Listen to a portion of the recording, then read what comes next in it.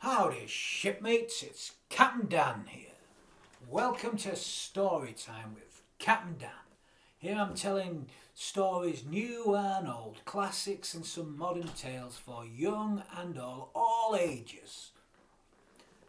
Please do send in any requests or any shout outs you'd like me to do for my friends out there. If there's any tales you'd like me to tell or anybody you'd like me to mention, I'm happy to do so.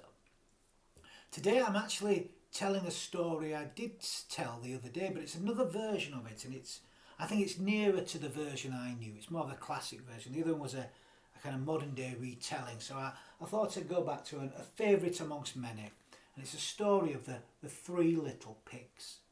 It was the one that my brother and sister, when I was little, used to insist that I used to tell this tale as a young boy. So before I became a sea captain, I used to tell these tales. So welcome to Story Time with Captain Dan, and this is a good night, sleep tight storybook, The Three Little Pigs. I will begin. A long time ago and far away there lived a mother pig and her three sons. The three little pigs were growing bigger and bigger every single day. "It really is time that you moved out and made homes for yourselves," said Mother Pig one day. "This place isn't big enough for all of us." So the very next day, the three little pigs moved out, taking their belongings with them. There you can see the three of them. "But watch out for the big bad wolf," said Mother Pig as they left. So they set off down the road and came to a crossroads. Each little pig went in a different direction. The youngest one headed for the fields. "I want to have fun," he said. "My house will be very quick to build." He cut lots of hay and straw and made himself a straw house with a thatched roof. And there it is. The house was soon finished and he moved in at the end of the day. His house may have been quickly built, but I don't think it was very strong. And someone had been watching him while he'd been building the house. The big bad wolf in the forest nearby was very fond of little pigs. He liked eating them. The youngest little pig had settled down from the evening when there was a knock on the door. "Who's there?" said the little pig. No one knew where he lived yet, but someone was there.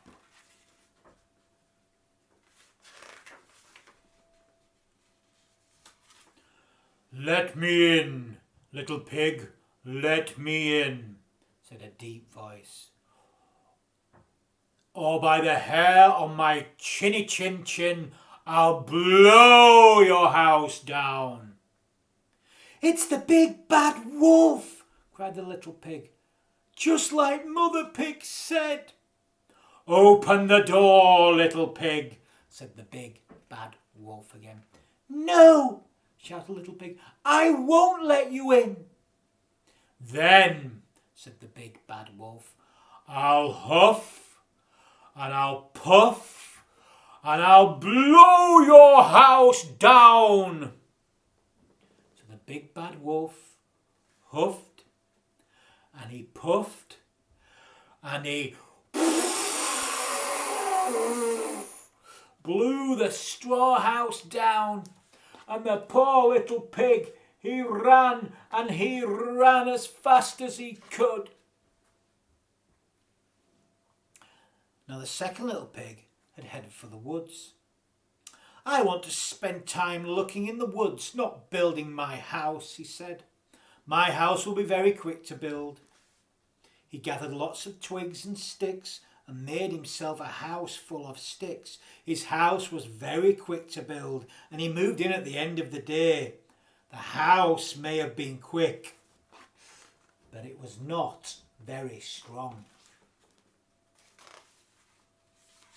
And someone had been watching him while he was building it. The big bad wolf in the forest liked eating little pigs, and he'd missed the first little pig. The second little pig had settled down for the evening when there was a knock at the door. "Who's there?" asked the little pig.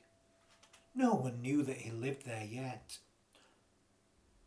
"Let me in, said the wolf, "or by the hair on my chinny chin, I will blow your house down." "It's the big bad wolf," cried the little pig, "just like mother said." "Open the door, little pig," said the big bad wolf again. "No," shouted the little pig, "I won't let you in." "Then," said the big bad wolf, "I'll huff and I'll puff and I'll blow your house down."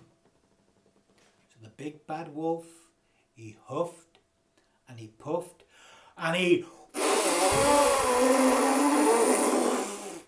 blew the stick house down, and the poor little pig had to run away. The second little pig met the first little pig running along the road to the crossroads where they'd separated such a short while before, and they set off down the road that their older brother had taken. You can see them there. Now the third little pig had decided to make a good strong house for himself. "I don't want to be eaten by the big bad wolf," he said. He headed for town and he bought lots of bricks and then some cement, and then some way out of town he built his new house. You can see him building it there. His house was made of bricks and would not fall down in a puff of wind. He had windows and a chimney and a rocking chair in front of the fire. The little pig's house was not built in a day, so he spent the night in a very comfortable hotel. When his house was ready, he moved in, and he had just settled down in front of the fire. There you can see him, in front of his fire, when there was a knock at the door. "Who's there?" he asked. "It's your brothers," cried the two younger little pigs. "Let us in. The big bad wolf is after us." The third little pig jumped up to let them in. He couldn't let the horrible wolf catch his young brothers. The two little pigs told their older brother what had happened. "That's what comes from not building proper houses," he told them. "We'll be safe here." And there you can see them having some supper together. But at that moment, there was a knock at the door. I wonder who it might be. The two little pigs shook and shivered. The third little pig stood by the door and said, you can see them there shivering, "Who is there?" "Let me in, little pig, let me in," said the big bad wolf, "or by the hair on my chinny chin, I'll blow your house down." "No," shouted the little pig, "I won't let you in." So the big bad wolf, he huffed and he puffed and he huffed.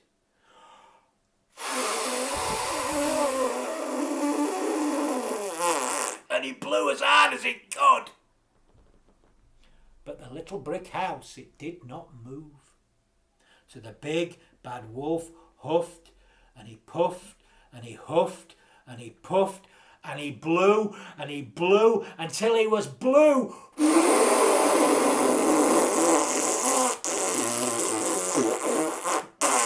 In the face, until he could not blow anymore. But the little pig's house did not blow down. So he went away to think about things.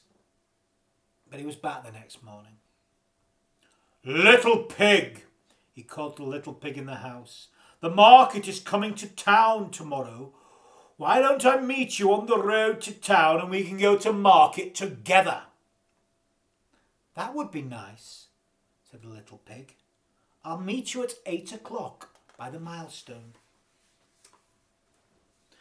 The next morning the big bad wolf was at the milestone at 7:45. He was determined to catch the little pig. There you can see him. But the little pig was much too clever to be caught. He had been to the market and back again by 7:30. The big bad wolf had been waiting for nothing, and he was very angry. Look how angry he looks. He realised that the little pig had been too clever for him, and he went back to the little pig's house. "Little pig," he called out, "the apples in the orchard are just turning ripe. Why don't we pick some together? You'll be far too short to reach the branches. Maybe I can help you." "Well, that's very kind of you," said the little pig. "I'll meet you by the orchard gate at 2 in the afternoon, just after lunch." "I'll be there," said the big bad wolf, and he was. He was there at 12 o'clock, before lunch. Now you can see him with some apples. But the little big pig had been clever again and had gone to the orchard at 10 o'clock. But guess who was waiting at the orchard gate when he left at 12 o'clock? The big bad wolf was too busy looking at the little pig's house to see the little pig coming from behind him, and in the next moment he bowled over as little pig went rolling by in a barrel. The little pig jumped out and ran indoors just as the big bad wolf reached the garden gate. "I'll get you," cried the big bad wolf, and he saw the 3 little pigs looking out the window and laughing at him. He disappeared into the forest. The 3 little pigs sat and they laughed. "That must be the last that we'll see of him," said the first little pig. "He knows he'll never catch us." "Don't be so sure," said the 3rd little pig. "Here he comes now." "What's he carrying?" asked the 2nd little pig. "It's a ladder," said the 3rd little pig. "And I think I know what he plans to do with it." You can see him with the ladder. The 2 younger little pigs watched the big bad wolf as he came nearer to the house. The older little pig was bustling round by the fireplace. "I think this will soon put a stop to his games," said the 3rd little pig. And he had quickly made a fire, and it was beginning to burn well. He moved a huge pot under the fire and filled it with water. He rubbed his hands together. "What are we going to do?" cried the 2 little pigs. "Listen, you can hear him. He's on the roof. What shall we do?" "Nothing," said their brother. "I've done it. Wait and see what happens. After this, we won't be bothered by the big bad wolf again." There was a sudden scrambling inside the chimney as the big bad wolf started to climb down. "Aye!" yelled the big bad wolf as he suddenly realised that the chimney was warm and getting even warmer. He scrabbled and he scrambled trying to get back up the chimney, but he couldn't. "Ah!" yelled the big bad wolf as he came tumbling down the chimney. Splash! The big bad wolf landed in the huge pot of simmering water that the 3rd little pig had put on the flames. You can see his tail there. And that was the end of the big bad wolf. The 3rd little pig let his brothers stay a little while longer, but then he sent them out into the world to build their own strong houses, just in case there was another big bad wolf out there.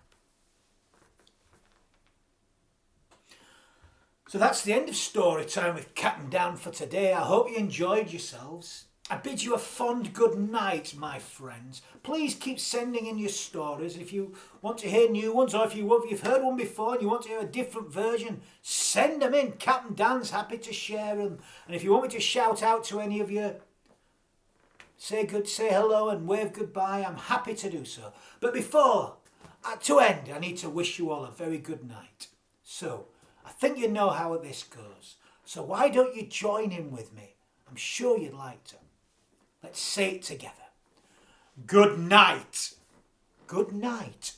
Oh, sweet repose.